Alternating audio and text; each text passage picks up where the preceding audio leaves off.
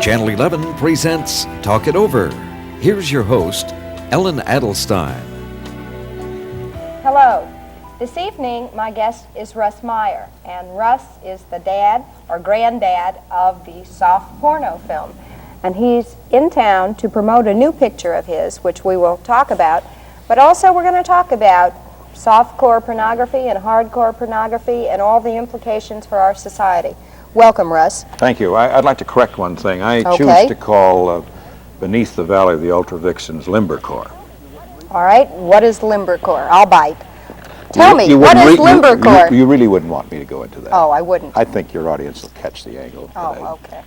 Yeah. Okay. All right. Okay. The premise of this picture is what? To entertain, titillate, to appeal to the prurient interest, not only the audience, but my own. It's one of a series. It's the 23rd film that I've made that has been very, very successful. I have not made a film that has not been successful. My first film was The Immoral Mr. as Time magazine quoted, opened up the floodgates of permissiveness as we know it in these United States today. I was glad to do it. And I have some notable successes like Vixen and Super Vixens. And Beyond the Valley of the Dolls for Fox. It's a cult film. Very proud of that. Now I have Beneath the Valley of the Ultra Vixens, which I think is my best. It's a very humorous film. It has no violence, none whatsoever. I've always sort of dumped a little jokey violence in my films, but this time I omitted it completely. Why did you omit it this time? Well, the previous film, Russ Meyer's Up, had some violence that I got a lot of fan mail from ladies, particularly, that they thought we liked your jokey portrayal of the act of love, but we didn't particularly care for the double-bitted axe and the chainsaw. So this time I decided to avoid it, and I find that I have received no criticism of the picture. I'm sure you're aware that there's a group that recently marched in New York City. Of course, they were marching on the hardcore houses, but the thing that they were marching on was the violence in the pornographic films. It seems that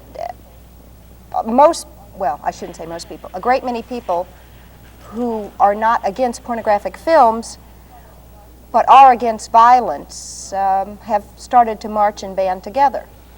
Well, they're always linking it, the people that do object, and they're pretty much in the minority. Really, if they didn't object and let it alone, it would quietly go away. That's what those people just don't realize, is they keep stirring it up. And I kind of like that, certainly for myself. And I'm going to Vassar this month, the end of the month, in which I'm going to, I suppose, defend my position as a sexist and an exploiter of women, which I do with gusto and zeal, and show probably my most sexist movie, Super Vixens. And they pay me a lot of money to talk, and I expect some sort of confrontation. It's kind of a setup thing, but I enjoy that. I have several different speeches that I can come up with depending upon the attack. I can assume the mantle of the evil exploiter of women, or I can play a good old boy, or I can not defend myself. I wouldn't do that. I did that years ago, and they cut me to ribbons. Mike Wallace. So I now admit to all sorts of indiscretion. The Lawrence Welk of the sexploitation films is referred to in New West magazine last month. Richard Schickel of Time magazine, a noted film critic, called me the Walt Disney of the skin flicks. So I wear all those mantles. All those mantles. Oh, yeah. Well, I want to come back and talk about your upcoming experience at Vassar, but we want to show a clip from this film, and we'll let you tell us what it's about.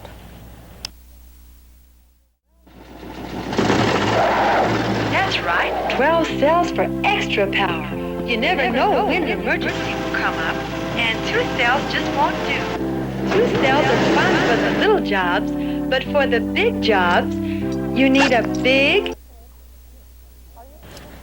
Cut it right in the nick of the quick, right? Are you sure we're not going to lose our license over that clip? Of course not. There's nothing really. It doesn't really show much about the film. The 2 young ladies are really outrageous-looking females, my kind of woman, and they're responsible for this. Yes, well, but I mean, is that really your kind of woman? Honestly, really and truly. I have an obsession with the bosom. Yes, I've made a fortune from it. Have you ever tried to analyze yourself and figure out why you're obsessed with the bosom? I have been on the trail with this film for some 6 months. And I've been subjected to all kinds of interrogation, and it's been wonderful because I've been able to dig very deeply into my own psyche and really understand a lot more about Russ Meyer. And it's going to stand me in very good stead for my next picture, which is called The Jaws of Vixen, in which I will do a retrospective of all my pictures. And now I've acquired 2 young ladies for that. One I'm going to Germany next week to meet. Her name is Dolly Dollar. She's a look-alike of Dolly Parton, 17 years of age, about a 7 5/8. We don't use tape measures anymore, tape measures. And I will use Morgana, the kissing bandit, that's seen frequently on television. She's always running out on the baseball field embracing the first baseman. I just like it. I just think it's great. The bosom, that is. Every woman that I've ever had any relationship with on a personal level has always been outrageously abundant. Turns me on. Did your mother breastfeed you? Oh, that question has been asked many times. My mother was a beautiful woman. She looked like Lillian Russell. I believe so, yes. But then there are a lot of other people that have been breastfed, I believe, and not nearly into this thing as nearly as strongly as I am. So I don't think there's a basis there, but I don't object to your asking me. In fact, I practice breastfeeding all the time now. This is a very difficult show to do. I think we better take a commercial, and we'll be right back. One last question before we leave that category. Was your mother very bosomy woman? Yes, very much so. Yes, she was a very beautiful woman, and I think quite sought after, and a great pal. She was a marvelous person. Did a great deal for me. She, in fact, in the early days, when I was a tad, it was during the Depression, money wasn't that plentiful, and she always provided for me very well. In fact, she hocked her engagement ring to buy me my first camera. And where did you start in the movie business? I started as an amateur, shooting sport events and so forth, and then World War II came along, and I was fortunate enough to get in the Signal Corps, and I became a combat photographer. And I landed in Normandy and went all the way to Czechoslovakia unscathed, and I shot some rather good footage, and some of it's been in the Rise and the Fall of the Third Reich and Patton film and so on. And it's widely seen, and that's the serious part of our program. And I returned to the United States and tried to get a job at the studios, and I was told no. So I went to San Francisco and became an industrial filmmaker where I really learned my craft. In those days, we could go out and shoot pictures on oil companies and work 2 men, for 5 or 6 months. So we learned all the facets of filmmaking: editing, photography, direction, story, music scoring, the whole works. And then I got involved with Playboy in its early days, and I shot 6 centerfolds for Playboy. 2 of the ladies were wives of mine. And I built up quite a reputation in shooting that sort of thing. In fact, I came here years ago to a place called the Wild Horse Ranch with my second wife, Eve Meyer, who was kind of a Monroe lookalike, and we did a lot of shooting for Playboy here in Arizona. I'm fond of Arizona. I like the desert to shoot pictures in. Super Vixens were shot in Arizona. Parts of Beneath the Veil of the Ultra Vixens were shot around Yuma. And your lead in this current picture is a lady of Mexican-American heritage, is she Yes, not? she's from Juarez in El Paso. Kitten Natividad, Francesca is her first name. She's a very close, intimate friend of mine, happy to say. I don't think I'll go into that any further. I'll just let that pass. Right. I have to ask the obvious question. You mentioned that 2 of your wives were former Playboy playmates. Did it ever bother you that every other man in the country was looking at your wife with no clothes on? No, I was proud. I was very proud of those ladies. I'm in the business of, showing women off to their best advantage. Some people call it exploiting them, but I choose not to use that word. But I won't defend myself on that basis. That's my game, lust and profit. What would you call the difference between exploiting and showing off? Oh, I won't defend myself as being an exploiter of women. I do exploit women with zeal and gusto, but I generally select women that want to be exploited. It's to their advantage to be in a Russ Meyer film. It does give them credibility, because most of the ladies are what I call premier strippers, and they make, really, as I pointed out before, a very sizable amount of money, sometimes $4,000 or $5,000 a week. And it's good for them to say, I'm playing down the street at the so-and-so theater, like, for example, if they should be appearing, which they would not in Tucson because there isn't a club that would support them, but say in Vegas, they'll say, well, I'm playing down the street at at the UA Theater. They're not some little dingy picture theater that you have to skulk in and out.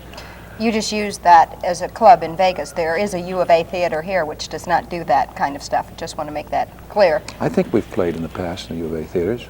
Oh yeah, we're playing now at a very, very straight theater. We're playing at the Cineworld, I guess The it's U of called. A theater here is the University of Arizona Theater. Yeah, So but there are others. But I've played, like in Los Angeles, played UA. I played all of it. Not that UA is such by a great UA thing. you mean United Artists. Right. Right. Yeah. That's what I wanted to get out. Where U of A in Tucson, Arizona means University of Arizona. Oh, I see. Yeah. So No, I played. Recently I heard of the fact that I had a symposium at the Loft Theater years ago, and Richard Boone showed up with his whole group. I used to shoot pictures on his show, Have Gun Will Travel. I just ran into him the other day in St. Augustine, Florida. And the radio man was telling me about it. It was pleasant to hear those things. Yeah. That he showed up with his class at Whatever he was doing, he was either making a film here and so on. He had a high regard for me as a film technician. Well, how did you get from your industrial films into the softcore business? Well, I gave birth to the first nudie, which was the Immoral Mr. Tease. Prior to Mr. Tease, there were films that dealt in nudism. Films that did not, in the theater, in the auditorium, appeal to the apparent interest, but they did out in front. They had bands in front saying censor, but inside they generally were films dealing with sunshine and health, croquet, volleyball. And Mr. Tease came on the heels of what was being done in Playboy Net in those days, The Girl Next Door and the little old man who would be a voyeur and so forth. So I put together a film with 3 outrageously constructed women and a little guy who I knew in the service, whose name was Tease, who was a lecher in reality, and came off as some sort of art film. People even today consider it to be an art film. In fact, it's in the archives of the Museum of Modern Art, as well as 3 of my other films, which is as being an important contribution to American cinema. And what year was this? 1958. And then what happened from there? Well, I continued to duplicate my efforts, and then I made my first morality film, which was, I call it a morality play. I was kind of aping the Italian masters. It was called Lorna, melon-breasted young lady, and rednecks and so forth, and a lot of sinning, but having to pay the piper at the end of the show. That was the usual thing at that time, but today we don't need that. If a man's cuckolded in a Russ Meyer film, he continues to be, and the girl continues on her merry way. Social redeeming significance doesn't demand putting down communists anymore. A film just has to be technically well made, and picture sharp, and the colors brilliant, and sound clear. What is the difference between softcore and hardcore? Well, the ultimate clinical close-up, the open-faced oyster, so to speak. I don't do that. I make a particular kind of film. I call them raucous comedies, and you can label them whatever you choose. As I pointed out, I think Beneath is more of the limbercore variety in that it's crashing against hardcore, but it is not that specific thing. People I use in my films are all members of Screen Actors Guild, and they wouldn't do hardcore. It would not be to their advantage. And I wouldn't be playing, too, in the better houses in the country. I only play in the same theaters that Streisand and Redford and Newman play in. All right. We'll be right back, and we'll go further with the definition of hardcore pornography. What is the definition of hardcore, then, as opposed to softcore? And you were talking about that the Screen Actors Guild actors and actresses will not appear in hardcore, but what else is the differentiation?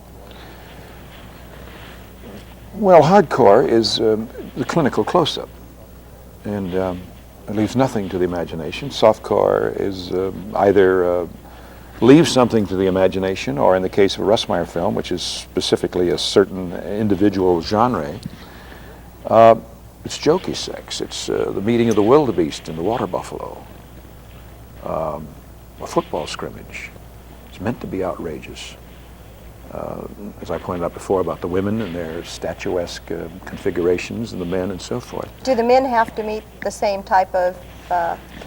I try. And in Ultra Vixens, I was fortunate. But you're casting, essentially for a face, a body, and I don't like to go through all of that kind of intimate stuff and determine, because by and large, the women I use in my films, I see them on the stage beforehand. I don't like that casting crap. It's not comfortable. That was going to be my next question. Is there a casting couch for your pictures? X-rated producers don't need a casting couch, only G-rated producers. I see. All right. What happened to your films when the hardcores came in? You mentioned to me earlier that you've made a great deal of money off of your films. Mm-hmm. What happened when the hardcores came in? Well, I was fortunate to be, I suppose, if that's a way of putting it, 20th Century Fox. I did 2 films there. One was Beyond the Valley of the Dolls, and the other one's 7 Minutes. It just made a major sale to network television. It didn't affect me, really, because mine are simply different from that kind of picture, you know. I'm not putting hardcore down, but I play in the mainstream, and I have a following, and they play. Vixen was made in 1968, still playing as aggressively today, 10 years later, see. So it's altogether different kind of thing. But I was at Fox, and then when I came out of the Fox thing, I did an independent picture dealing with a slavery situation down in Barbados based on a book called The White Witch of Rose Hall. It was not a success. If you create a monster, big bosoms and square jaws, you better damn well stay with it, I found. So I went back to it with Super Vixens and made a ton of money and made a very, very successful film. Is there anything new that's going to happen to the rating system for motion pictures?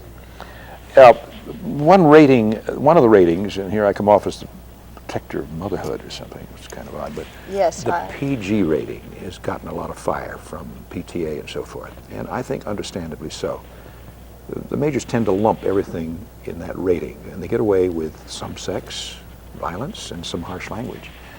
NATO, which is the National Association of Theater Owners, have suggested that the PG rating be more finite. PGV for violence, PGL for language, PGS for sex. Now, MPA is against that, I understand. They like the status quo, and of course it would make the majors a lot more honest. But now they're conducting an experiment right now. SRO Theaters, which is a large theater chain in the West Coast, theaters throughout California, Portland, in the state of Washington, they are themselves specifically further rating the pictures and giving further guidance to parents. So I think that's a good idea. What I'm interested in is that they're contemplating an A rating, which would be a buffer between an R and an X, adult pictures. I see. I have my own input on the rating system. I think they ought to have a PGG, or for grandmothers. I find that the difference is not what you'd let your kid see, but what you'd let grandma see without her being terribly shocked. The kids are pretty hep these days, and I don't think you're... Now, the kids are not bothered by it. It's the parents that take umbrage with the whole thing, you know. And it's always those that really don't see the films. The kid comes home and say, I heard such and such, and my gosh, you know. And then that's where the static comes up, you know. Okay. We'll be back, and we're going to talk about Russ Meyer's tour at Vassar, which will be coming up. Russ, you're taking Super Vixens with you to Vassar. They have invited you. I'm sure a lot of people are going to think that's rather strange, Russ Meyer at Vassar, but what are you going to do there? Well, I have an agent that represents me for that sort of thing, and another representative that handles the films. And so 2 of them have gotten together and thought it would be a great idea that if Russ Meyer, the Walt Disney of the skin flicks, would go to Vassar and sort of defend his position about the exploitation of women and so forth. And I thought it was a great opportunity for me to make $2,700 as a fee to lecture, and then another $500 for the rental of my film that night, together with the fact that I will probably get a lot of publicity. Now, in Super Vixens, you show violence being committed against women. A woman. A woman. Who sorely deserves it. Does anyone really deserve anything? In this film, she does, yes. I mean, can you really make that judgment? Yes, I can, because that's my conception. It's my idea. It's my bankroll. I made the film, and it's looked upon with considerable favor. In fact, those that are sufficiently intelligent, when they see the film, they grasp the whole put-on, the outrageousness, because it is tongue-in-cheek, and it is indeed funny. It may be tongue-in-cheek, but some people would say that a person who comes into the theater who is bent on violence anyway and sees it on the screen and is not bright enough to tell that it's tongue-in-cheek can go out and imitate that act. Here's where I can blow that argument out of the water. By and large, people that conduct, and this has been clinically proven, because I've been in a couple of court arenas with this sort of thing, is that They're turned on by pool tables and phone booths, croquet mallets. They're not straight people. The same thing that I portray on the film, on the screen, does not turn them on. People that go to see my films are people that want to have their prurient interest appealed to. They find relief. I mean, why are my films extensively shown in prisons? They have great therapeutic value, I've been led to believe. Some people would argue that when the apartment of Son of Sam was gone through by the police afterwards, that they found many magazines, which, of course, you're not responsible for, the magazine. Oh, yes, I am. Are you? Oh, yes, sure. You I'm are a contributor to magazines, yeah. Well, at any rate, that there were many magazines portraying acts of violence committed upon women that were found in his apartment. Now, how can you still defend sexual violence in a film with that kind of data? I don't profess to defend it. You know, it is there. I made it. I'm proud of the film. It's been a success. No one has ever gone out after having seen a Russ Meyer picture, attacked the first woman that he could find on the street, have done her in and so forth. That's my argument against what any criticism might come up with regards to what I do. Do you really know that? Can you really be sure that nobody has seen one of your films in which, especially the ones where there was violence? No, I can't be sure, but then there is no evidence to indicate otherwise. There are films that have much stronger violence than mine. Hollywood, major productions. The Clint Eastwood films, for example. Far stronger, more serious violence. Mine is jokey, mine's put on, you know. If you want to put everybody on, then take the whole industry as a whole, by and large. Here's the thing now, let me just say this. Violence is permitted far more. There never is any X-rated violent pictures, but they're X-rated sex pictures. It's rather curious that the act of love is considered to be far more obscene than the act of violence.